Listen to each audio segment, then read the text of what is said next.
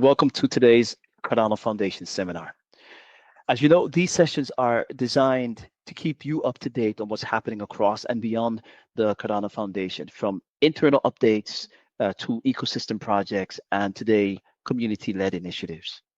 So today we're joined by two highly engaged community members who have been exploring one of the Cardano's long-standing challenges, namely sticky stake.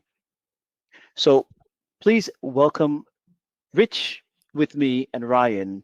They will be presenting, of course, CPS 22 and SIP 163, which together poses new ways to bring more fairness and sustainability to Cardano's proof of stake model. Rich, Ryan, happy to have you. I appreciate you. I'm handing the floor to you. Thank you. Appreciate it. Thank you. Yeah, so Rich and I are part of an SPO incentives working group that's kind of not affiliated with any of the founding entities or Intersect or anything like that. So we're a fully grassroots community group of about 7 or 8 people that just got together and kind of wanted to see improvements made to the Cardano reward sharing scheme. I guess I'll give it a second for Rich to introduce himself as well. Yeah, I'm Rich. We started this incentives working group after the roadmap was introduced for 2025.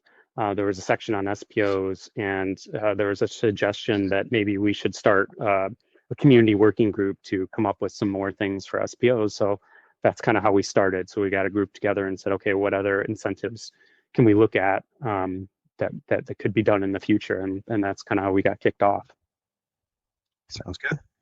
Yeah, so before we begin, we're going to be talking about 2 different things. So there's a CPS and a CIP. So that's a Cardano problem statement and a Cardano improvement proposal. And they're highly intertwined, but not necessarily exclusive. So kind of get into like the background of how we started here, right? So if you talk to a lot of members of the community, stake pool operators, DREPs, ADA holders, sticky stake is a commonly mentioned issue and has been a hot topic kind of for years. The problem with it is like adequately defining it and researching has always been quite difficult. So we haven't really seen like really any proposals or solutions presented to address the issue up until now. And part of the reason for that is like you can look at on-chain transaction history and you could point at wallets that haven't had a transaction or haven't redelegated in like a certain period of time. But how can you know why, right? Like maybe those people haven't moved because they lost their seed phrase, so it's never going to move ever again. Maybe they're just kind of a retail holder that shows up during peak bull market and kind of just checks out during the 4-year cycle. And then maybe they'll be back again once we're starting to get close to new all-time highs. What if they got in a car accident or passed away or something? So maybe that ADA is not going to move. These are things that you can't research from an on-chain perspective. That makes it really hard to study this problem. So why do we start with the CPS, the Cardano problem statement? So like we were saying, there's a certain degree of guesswork that requires thought when you're going into researching sticky stake. So what we did is we zeroed in on this subset of sticky stake, looking at just the ADA that we know exists that permanently cannot move. So you know the seed phrase is lost, the owner passed away, maybe the ADA is stuck in some permanent smart contract bug. But even then, it's the portion of that ADA that is still staked and lost. So that is what we refer to here as lost stake. So if you look at the infographic on the right, it's kind of a breakdown of like how the rewards pot is distributed. You have the whole rewards pot. You have it distributed to all the active stakeholders, and there's the kind of the remaining rewards that go back to the reserve. And then there's sticky stake, which is like a even smaller circle, and then lost stake is a subset of that sticky stake. So the reason we decided to zero in with the CPS on lost stake specifically is it allows us to concretely identify issues that can be worse if we don't untreat. Right. Just a quick question. Is it possible to switch to a different mic just for quality? Yeah, let me double check. I should be on my headset mic, but it might have jumped when I switched calls. I can switch. This is my webcam, but it might not be better. Is that better or worse? Oh, this is way better. Yeah. That's better? Okay. I'll just leave it on that one. Sorry about that. That's okay. Yeah, so looking specifically at lost stake allows us to make kind of some assumptions about, okay, this stake is never going to move again. Is that going to give us any long-term issues? So that's why we made the Cardano problem statement, so that we could kind of formally define that, but also leave it open-ended, so other people could come present their the better methods for estimating, how much lost stake or sticky stake there actually is, or even solutions to how to solve or mitigate the problem. So how do we define actually the problem itself of lost stake? It's commonly thought like, well, if ADA just if it's removed from circulation, it's just making ADA more scarce, right? Not quite true, because of the way that we work with the reward spot. ADA that is lost but still staked takes away from the reward spot, but by definition, it doesn't contribute any fees. So what this does is it raises fees for everybody else, but lowers rewards. And the gap widens with time as more ADA is lost. And if you look at the infographic here, there's no outlet for that lost ADA. It's increasing from the rewards, compounding every 5 days, but it's also increasing as more more seed phrases are lost, more people pass away, more bugs, and there's no way for that to decrease. And it's an issue over time you would think would just keep growing. Exactly. So yeah, because it's compounding every 5 days, this is a growing problem with no kind of outlet, right? And it's going to continue widening the gap between fees and rewards.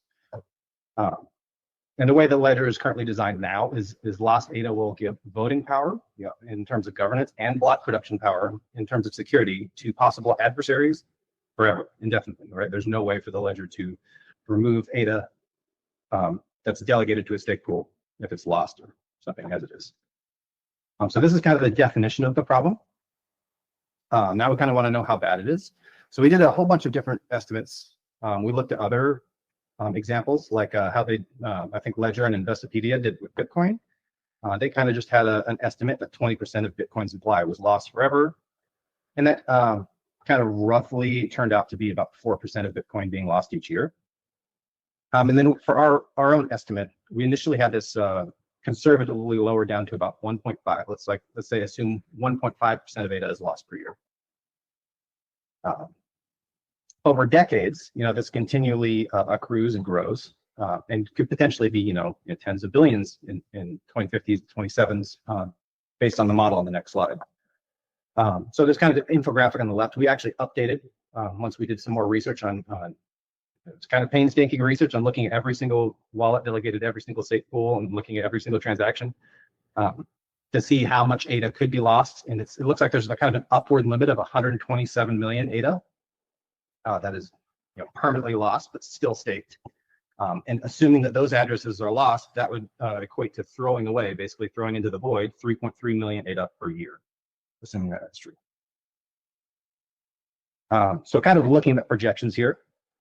So the blue line estimates, the blue line represents scarcity, right? So this is 1% of, or 1.5% of ADA being lost per year, 1.5% of circulating supply. So it kind of, bleeds off over time, but doesn't get too bad. Maybe by 2080, we've got, a huge amount of ADA lost from circulation, but the remaining ADA is more scarce. So you would expect kind of the value of ADA to be increased based on that.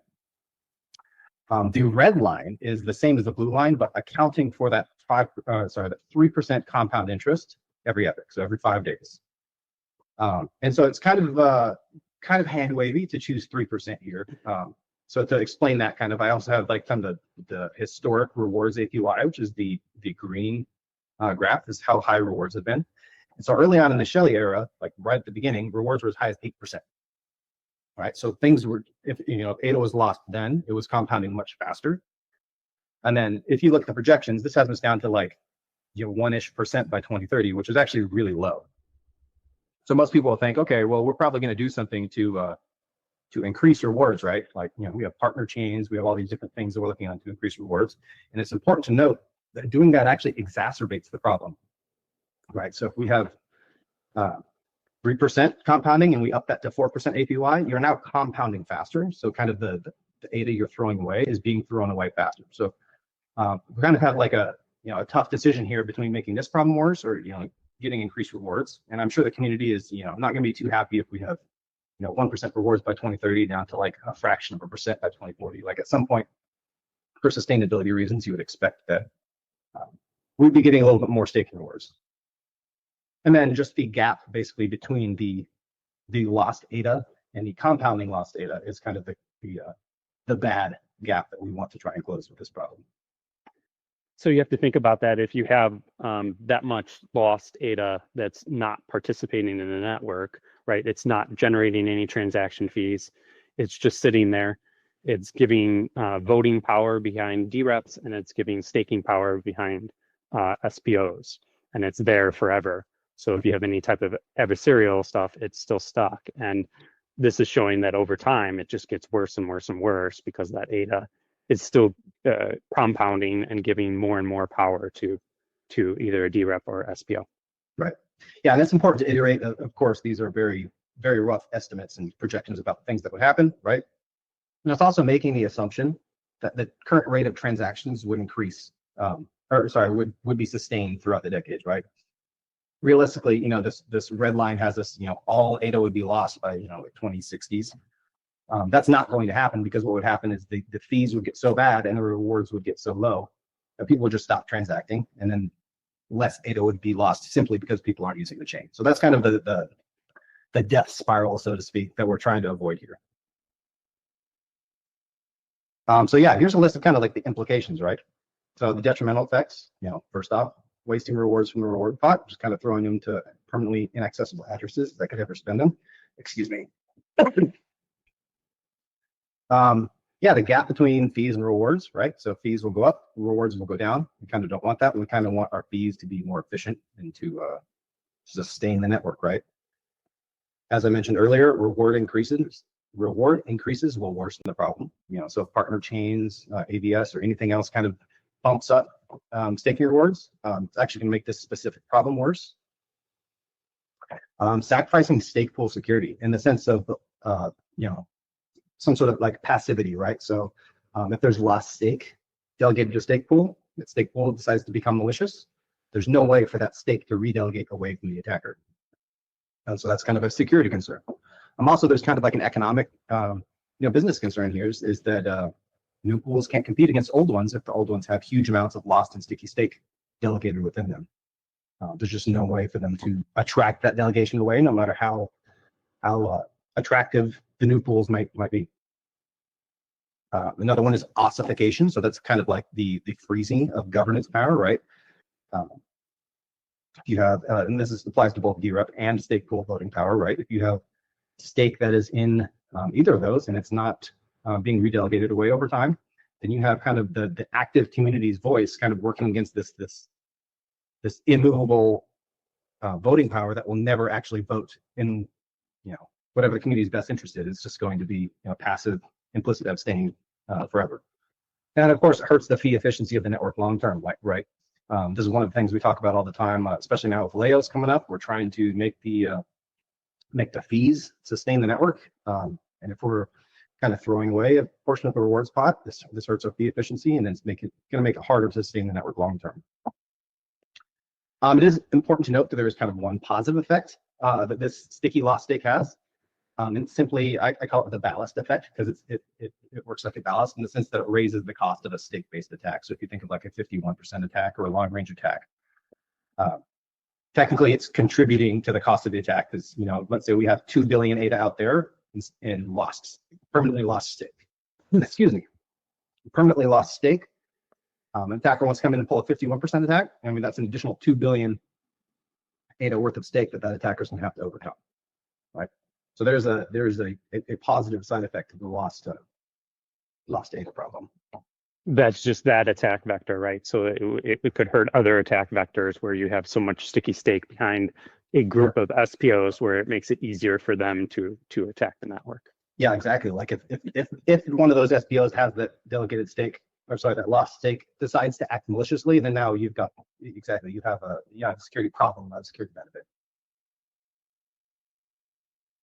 All right, so that's the CPS. So that's Cardano problem statement 22. So now we're going to talk a little bit about our improvement proposal, which is how we kind of aim to address this problem, but also a whole bunch of additional benefits in addition to just mitigating the problem, right? And there's two parts to this SIP, right? We call reward account inactivity expiry, which is basically like a proof of life, like your wallet exists every so often. You have to do X action to continue earning rewards. And there's also full pot reward distribution. And basically, the full pot reward distribution, there's kind of a graphic here on the right. The way the rewards pot is currently formed and distributed, basically use rho to get a certain emission from the reserve. You take the treasury cut and pay that out. And when it takes rho emissions out, it assumes that as if 100% of ADA is staked. But we know that roughly about 60% of ADA is staked. So that the remaining 40% was actually returned to the reserve right now. And there's important implications to that. We'll get to you shortly. But that is the return to the reserve portion of that is the second part of the SIP that we aim to remove. There's additional things that also get returned that we'll cover a little bit later, besides just the additional over from rho. Yep. Right. So now we're going to talk about the first part of the SIP, which is the reward account inactivity expiring. It's important to mention that originally we had designed this SIP in mind. Look, what if we had your delegation certificates, both for stake pool and DREP, had like a lifetime, right? Like what if they had to be expired and renewed?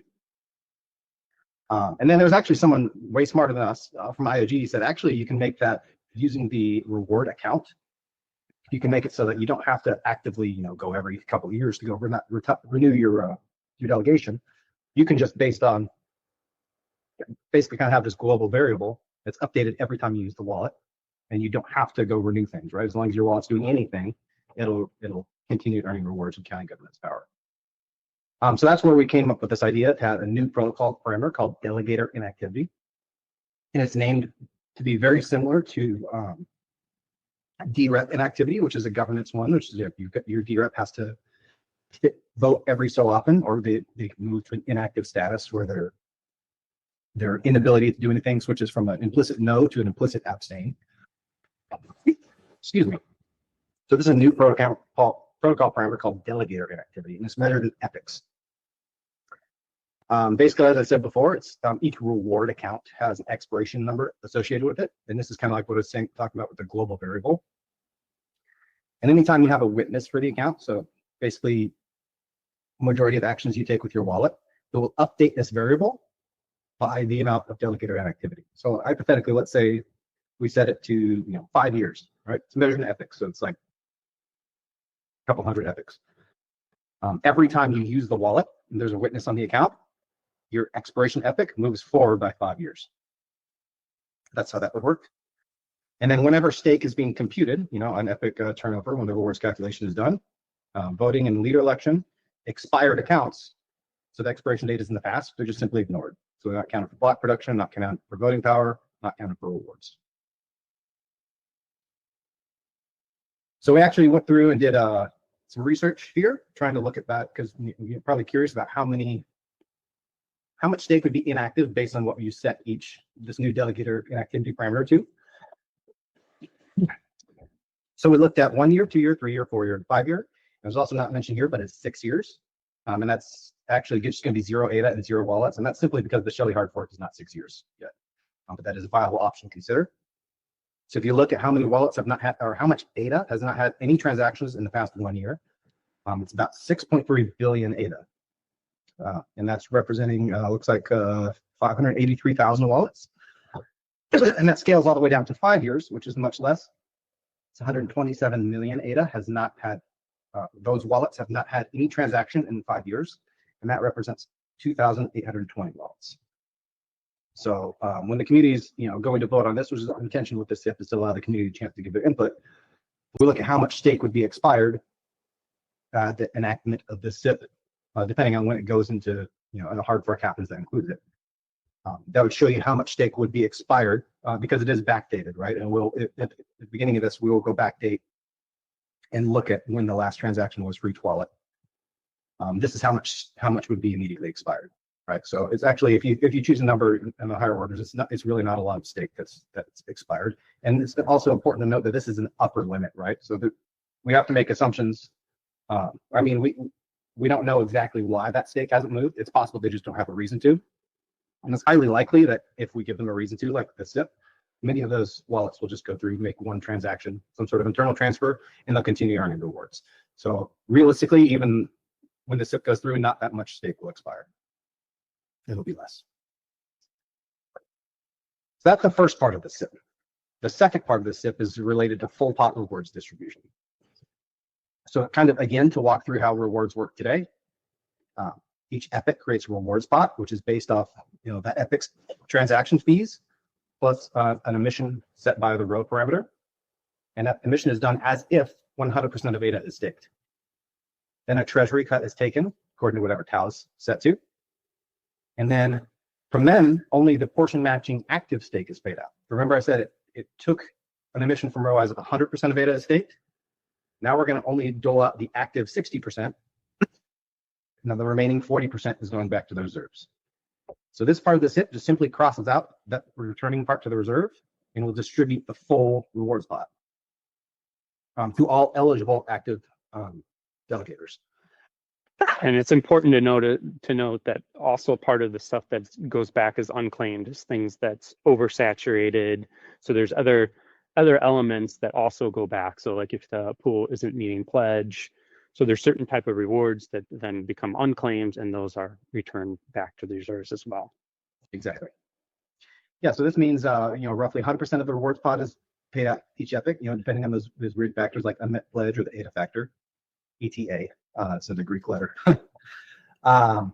Inactive expired accounts will be skipped during this distribution phase, which means that their share is reallocated to active delegators and pools.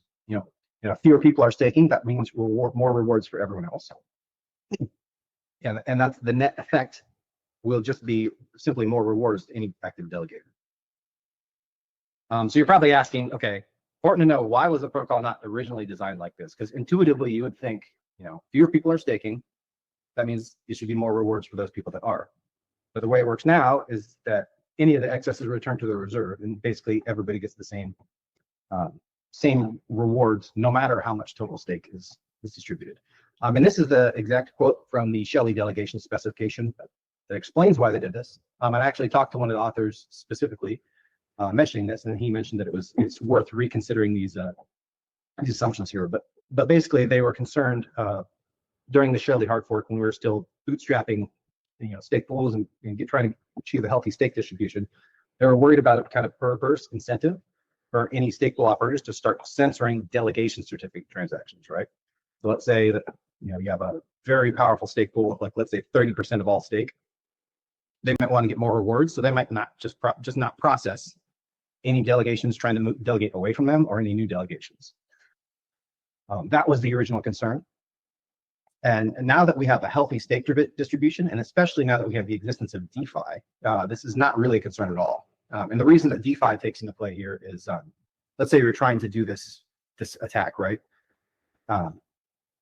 You have 30% of stake. You still would not be making 70% of transactions or blocks, right? You'd be making roughly 30% of them. So the other 70% would be getting through. And the 30% that you can censor are raising rewards for all stakeholders, not just yourself. So it's a very indirect way of profiting from this attack, and it's also very detectable on chain.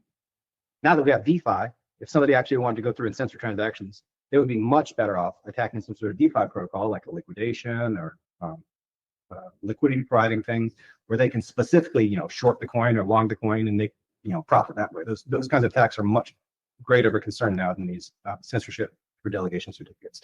So this is pretty much, in my opinion, I think this is a non-issue now. All right, so how does this work with oversaturated stake? So kind of have a couple screenshots of our tool here, and I'll demonstrate that here in a minute. But basically, oversaturated, any stake that is over the saturation limit in the pool normally would not qualify for rewards, right? So you qualify for rewards up to the saturation limit, but anything above that would not get eligible rewards. But it would kind of more thinly distribute the rewards to all the delegators. So the way this works is now that those rewards that are oversaturated, they are redistributed to other delegators. And this kind of gives like a cool incentive to reach equilibrium faster after certain parameter changes like raising K. So I will give an example of that. Switch over to my tool here. Hopefully you guys can see this all right. I think so. So we have two custom pools here. We have one with a 100K pledge and 70K stake, and one with 1 million pledge and 100K stake. We have basically the default the current Cardano protocol parameters, and we're using the current rewards profile, not SIP163. So if you see what happens when you raise K, let's look at these numbers. The ROI for this pool is 2.59, the ROI for this pool is 2.59. So as you raise K, let's raise it here, and we'll go to 750. Now this pool is oversaturated, so now their ROI for every delegator has dropped to 1.86, and this pool is still the same, right? So this is under the current settings. So if we drop it back to 500 and we try picking this SIP163 box, so first off, everyone's ROI is increased just right off the bat. And that's because we're distributing the full reward spot. So we go to 4.27, 4.27. But now if we raise K, and you look at this pool at the bottom, it's actually growing quite quickly as we raise K, right? We set 750, that's 4.82. It's raised a little bit. So now whenever a protocol parameter such as K is changed, there's kind of an incentive for delegators to redelegate quickly to take advantage of those increased rewards, right? So any laggards that don't redelegate quickly will have their share redelegated to those who do.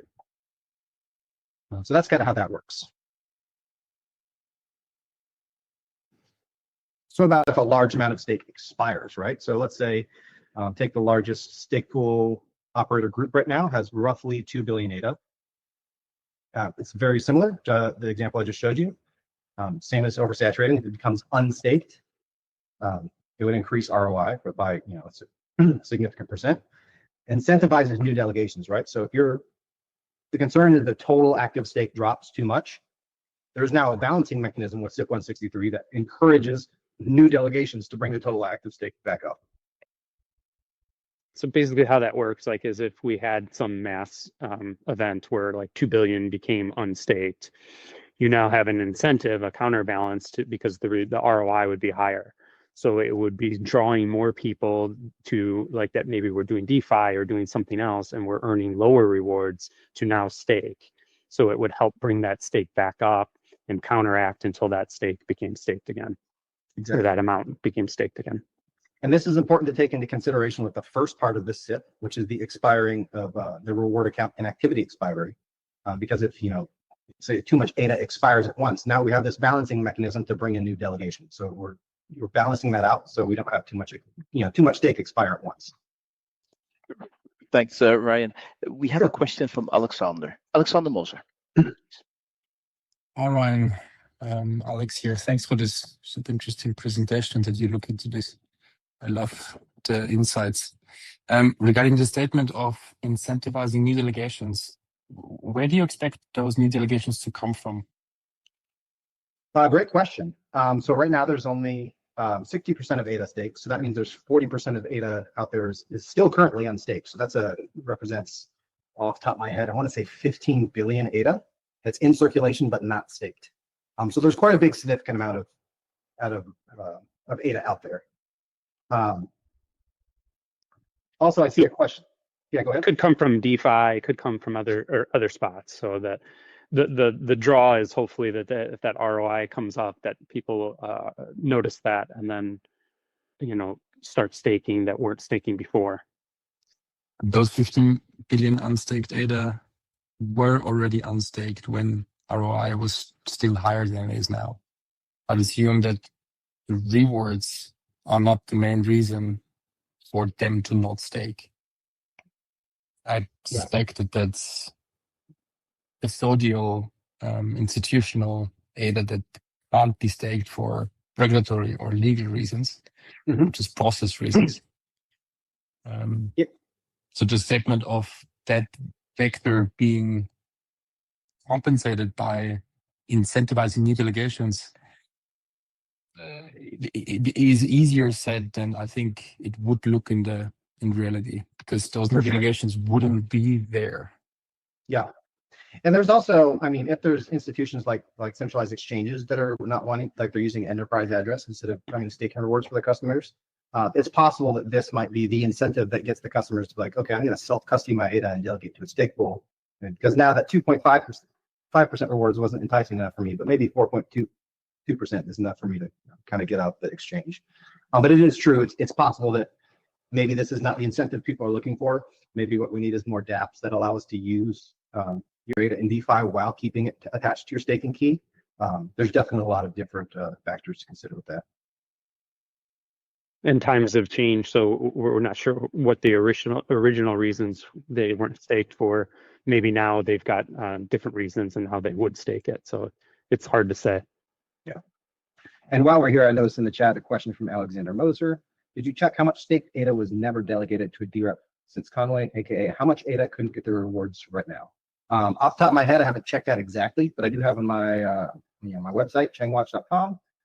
Shows the current percent of ADA that is delegated to DREPs, circulating ADA, and it's only 14.9%. So it's much lower than the staked percent. So there's quite a bit of ADA out there that is staked but not delegated to DREPs.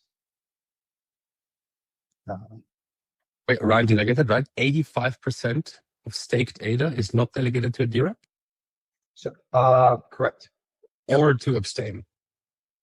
This is including the predefined DREPs like abstain and no confidence. So that means 85%. I'll have to double check, make sure my tool is accurate, but I have it updating nightly. And it's right now it says 14.9% of all circulating ADA is delegated to DREPs. It means roughly 85% is not. So there's a very large amount is not delegated to a DREP. Jesus Christ. And you're sure that's DREPs plus the auto abstain and no confidence options? That is correct. That includes those. So that's actually yeah, if you're looking at this in the sense of I can't withdraw my ADA rewards until I've selected a DREP. That's a lot of people out there that are accumulating ADA rewards. They can't withdraw like that. So and we actually have a slide kind of mentioning that here coming up. But if you look at our research about inactivity, though, that shows something different, right? So they've still made a transaction where they've witnessed it, but they just haven't selected a DREP to withdraw those rewards. Yeah, and it's very possible that they're still paying attention to the ecosystem. They haven't lost their seed phrase or anything. They're just waiting for the right time to come to withdraw. But I'll continue on the slides for now. So what if a large amount at stake expires? 2 billion. As an example here, using Coinbase, which is the largest stake pool group. The cost of a 51% attack in that case, like if Coinbase were to just disappear overnight, would take the cost of the 51% attack from 11 billion down to 10 billion, right? Because it decreases the staked ADA from 22 billion to 20 billion. And you just need half of that to perform a 51% attack. As we mentioned earlier, SIP 163 kind of has this counterbalance. If something like that happened, there would be a big increase in the rewards, trying to incentivize new delegations to come in and re-increase that number. So there's a nice balancing mechanism that works synergistically with the SIP itself, with both parts of the SIP. Okay, so like a common pushback we get here is the social contract, right? When I delegated, the protocol promised I'd earn rewards forever without needing to engage.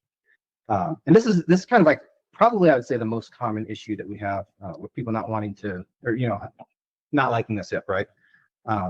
And the issue we had trying to address this is we set out to solve this issue of sticky stake. If we want to come up with a solution, like this is a commonly mentioned thing that community talks about, we need to be able to kind of formally define that promise, right? Like, is it a promise that the protocol will never change? Because obviously it will change. We have hard forks all the time. We have parameter changes all the time. And if we want to keep something like that, maybe this is something that community wants to have as an actual formal social contract, right? I would argue that if we're going to do something like that, we should put it in the Constitution. That way we can design around it, right? Like, let's say we don't like the SIP and we want to try working on something else to try and address sticky stake. At least now we know this is the constraint that we need to work around in order to address it. And then, as we were just talking about with the selecting DREP, with a social contract, we've already put conditions on your rewards before, and actually harsher than what SIP 163 is proposing, right?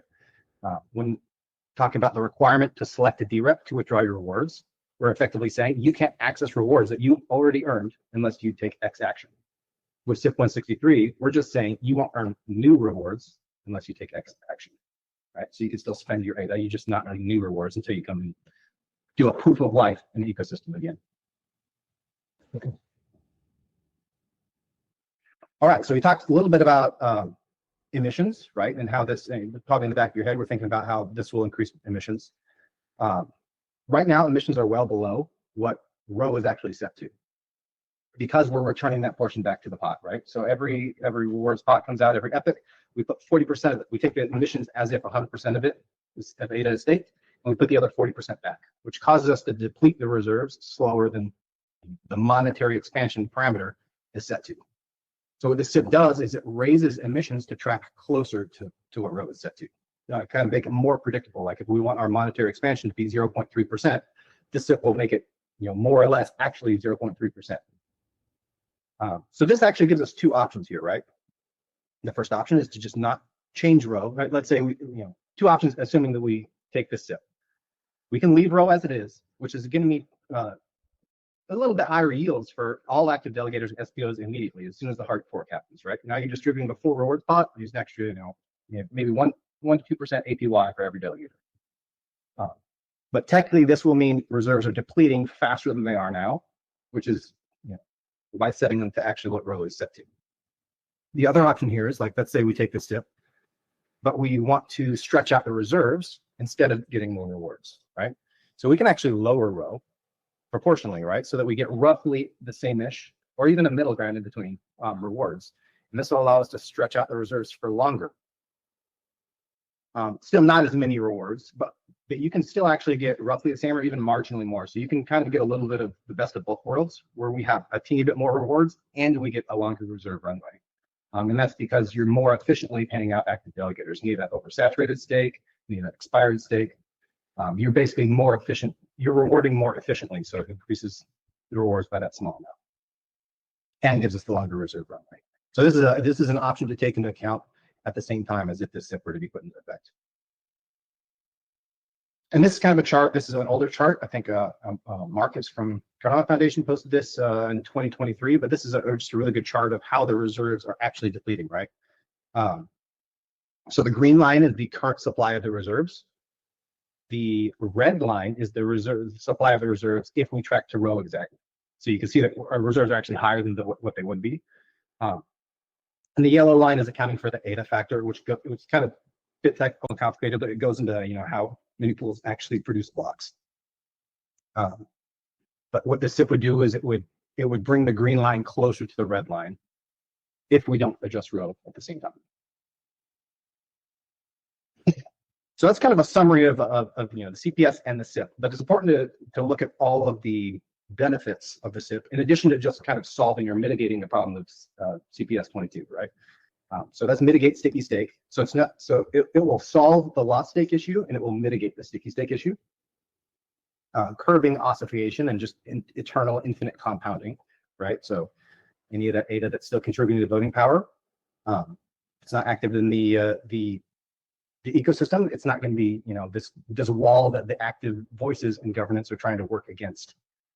It gives us more dynamic and responsive yields to adjust to parameter changes. It aligns us closer to what rho's monetary expansion is set to. Gives us more of like an active security mechanism and correct economics by balancing out, stake pool, like different kinds of stake-based attacks. It does respect for property. There's no seizure of property here. There's no slashing, none of that stuff. You still get your awesome best-in-class, non-custodial, fully liquid delegation staking that Cardano has. Empowers the active voices in government. So, if there's a bunch of proposals trying to pass, but it's working against a bunch of lost and sticky stake, that's an implicit no. It's kind of disenfranchising the active voices. This fixes that. Sharper SPO accountability, right? So like an SPO that has, years of sticky stake, lost stake buildup is not going to be able to just use that to act maliciously or in their own interest, or maybe jack up the margin to 100% because they know the delegators won't leave, right? There's more sharper accountability. And of course, there's a fairer path for new pools, right? It would be unfortunate if somebody wanted to start a new pool today and they couldn't attract new delegation because all of the delegation is sticky or lost in existing OG pools, right? So there's all sorts of different benefits to be considered here. And then we have links to the SIP and the CPS themselves. I don't think either of them is actually quite finished merging into the official SIP repository, but I think that's expected imminently. The links are there. And I dropped them in the chat as well. Perfect. And I think that's it. So if we have any questions at this point, we're happy to try and answer them. Wow, excellent. Rich, Do you have anything that you'd like to add? Yeah, I think it's in overall why this is important, because I think people have said, well, why bother? It just makes ADA more scarce. And I think the real important thing to remember is that we're a proof of stake network, and so that the security is in that stake, right? So you have to have that proof. So when you have lost and sticky stake, you can see how it can cause a problem with either block rewards or on governance if you have all of this ADA that's lost or sticky, giving power to a possible adversary, right? If someone decides to become adversarial and they've got this sticky or lost stake behind them, it could be a huge problem. And then as we see is over time too, that it affects transactions and rewards for everyone. So this is a problem that isn't going to go away, and it's better that if it's addressed sooner rather than later. Perfect. Thanks. Thanks for clarifying that. There is a question. So, Arno, I will come to you, but there is a question by Alex Moser in the chat, and it's unclear if you already answered this question, but he still posted it. Did you find examples of any form of proof of life in other DLT systems? Yeah, I love this question because it kind of shows that Cardano's, I mean, this CPS, this problem statement is a symptom of Cardano's own success, right? So if you look at most other ecosystems, they have bonding periods, they have slashing, they have really low, or comparatively low, relatively low stake participation rates, right? That kind of accidentally mitigate this problem, right? So even if they have, compounding stake forever, there's much less of it. Some of it's getting slashed, which kind of deals with it. They have like kind of periods where you have to restake every so often, like kind of a bonding period. So we haven't explicitly researched into other ecosystems. We're unfortunately just kind of an all volunteer community grassroots thing. So we don't have like tons of time to be bouncing around all the other ones. But if we can find hopefully ones that are similar to Cardano, non-custodial liquid staking, which there aren't many, it would be interesting to see if they have mechanisms to deal with this problem as well. Yeah, they may have a lifetime on their staking certificates. We don't know. We'd have to look into that. Mm-hmm. Clear. Arno. Thanks for the presentation. That was very clear and informative. I have a very minor question. In one of your first slides, when you had this, when you define what a sticky state here is, and you have these concentric circles, and there is one circle I don't quite understand exactly what. Yeah, this one. What's the remaining rewards? Oh, yeah, that's the fraction that gets currently put back in the reserve. That's what we meant, or? Yeah, I think no, that's what's actually distributed. So I think the difference between that bigger circle and the next circle is what's returned. Yeah, okay, that's okay. Thank you. Thank you.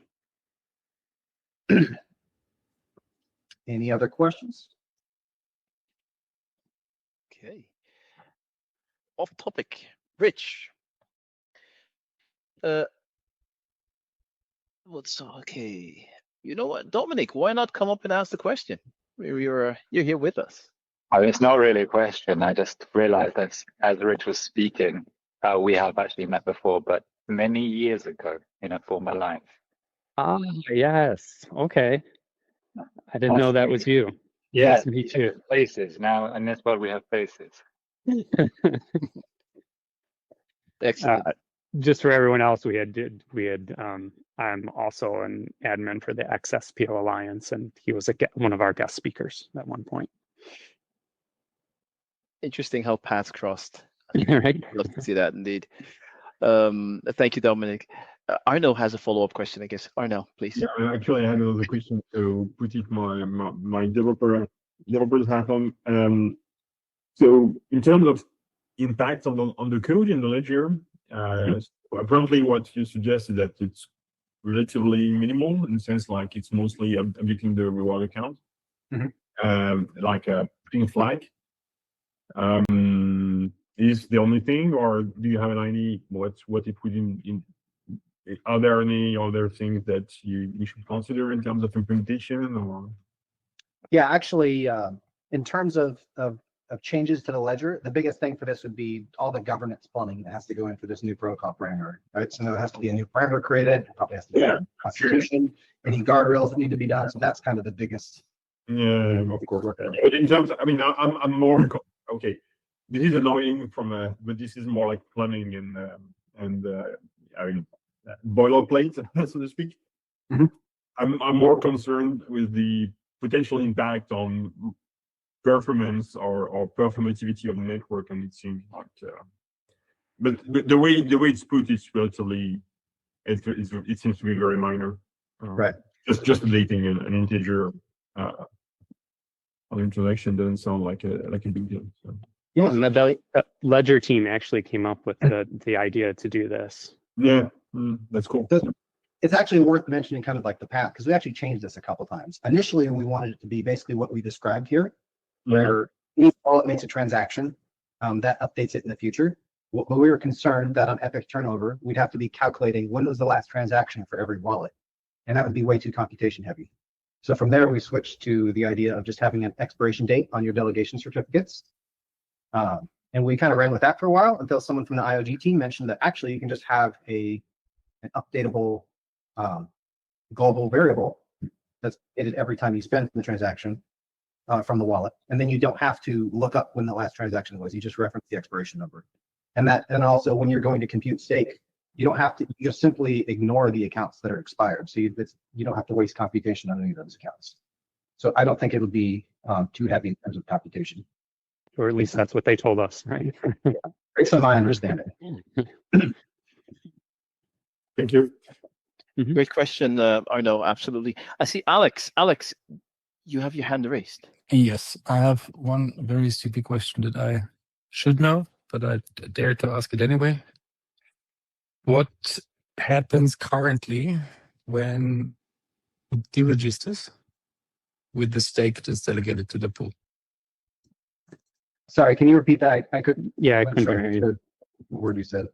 When a stake pool deregisters, what happens with the delegated stake at the moment currently? So do you mean when they retire, when a pool retires? So when a pool retires, it just stays there. So you'll see, you can go to like Pool PM right now and look at different retired pools, and a lot of them will continue to have stake even though they're retired. So that's clearly sticky stake or lost stake. That would be the moment when sticky stake turns to lost stake. Potentially, yeah. I think potentially, we don't know, right? Because I mean, that's yes. Yeah, right. We don't know if they lost their keys or what, but yes, fair. Yeah. I think there's an important separation here. So a lot of people in the community, they talk about sticky stake based on how much stake is left in retired pools, right? But this SIP kind of doesn't really, or the CPS isn't really concerned about that, because if it's stake in a retired pool, it's not earning rewards, so it's not infinitely compounding. It's not really contributing to block production or voting power.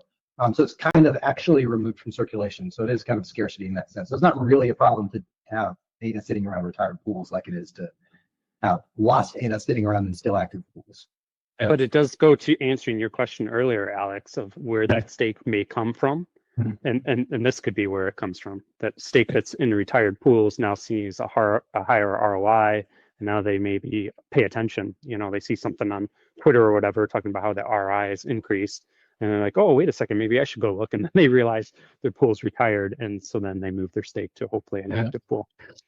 The reason why I asked this question is that instead of putting the pressure of proof of life on the ADA holder, why not put the pressure on the stake pool operator, where the stake pool certificate can expire if there is no block produced within, a year. Well, see now, SPOs already have, their KES keys that they rotate, right? So they're already doing a proof of life, because if they don't rotate that KES, they can't mint a block, right?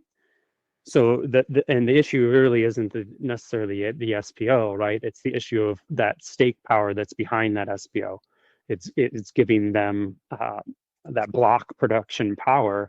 And again, if it's lost stake, you're continuing to power an SPO that may end up becoming adversarial or doing something not great, right? And the whole point of the security of the network is that you're supposed to notice that your SPO is doing something incorrect and move that stake away from them to help secure the network. Yeah, which is why I thought it would be one way to solve it, to forcibly retire a pool if they didn't do XYZ, and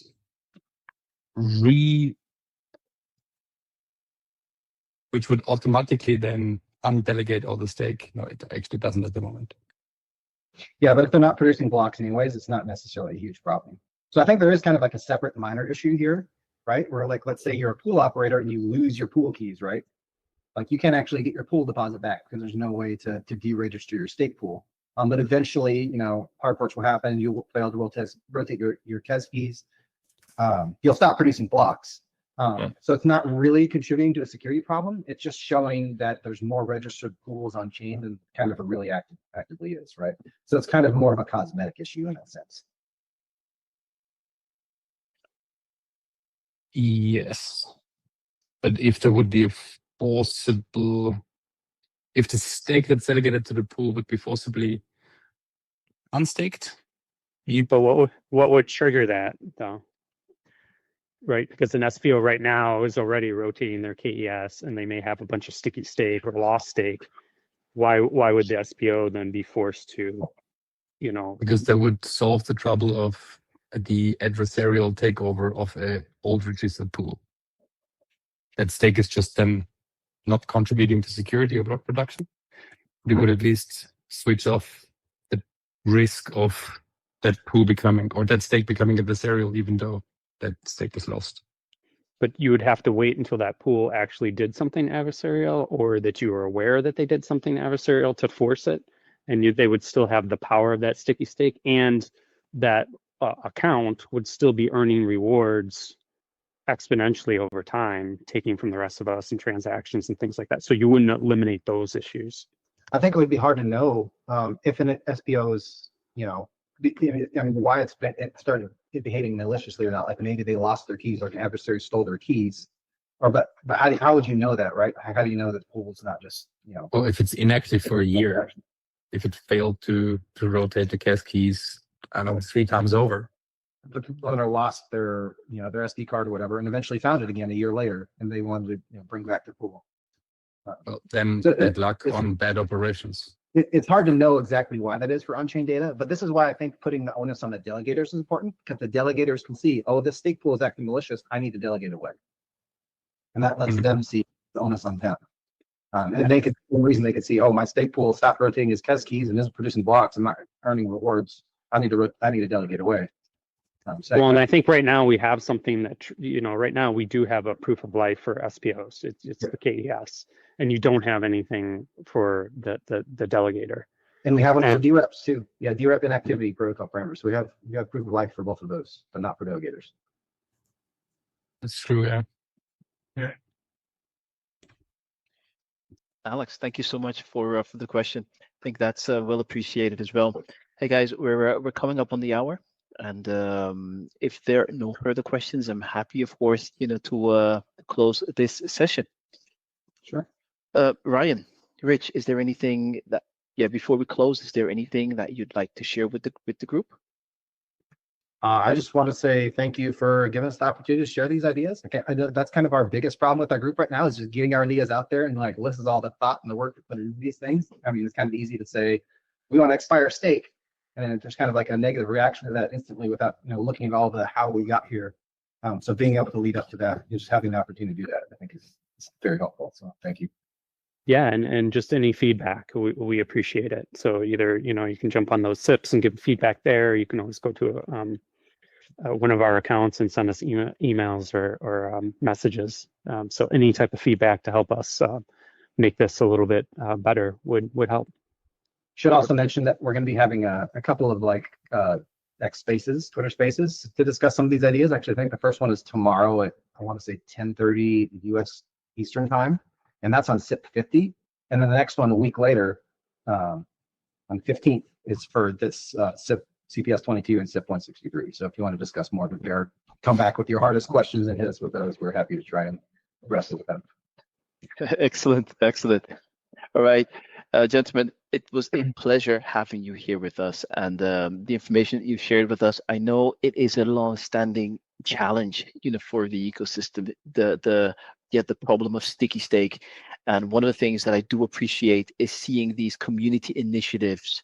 I mean, it's not something that is being orchestrated by an entity, the founding entity or intersect. This is fully community-led. You guys have recognized a problem in the ecosystem and have came together to actually, not only explore the situation, but also come up with potential solutions for that. So I applaud you for this, and I do want to thank you for, basically making this more aware, to us, and also presenting your solution. Thank you.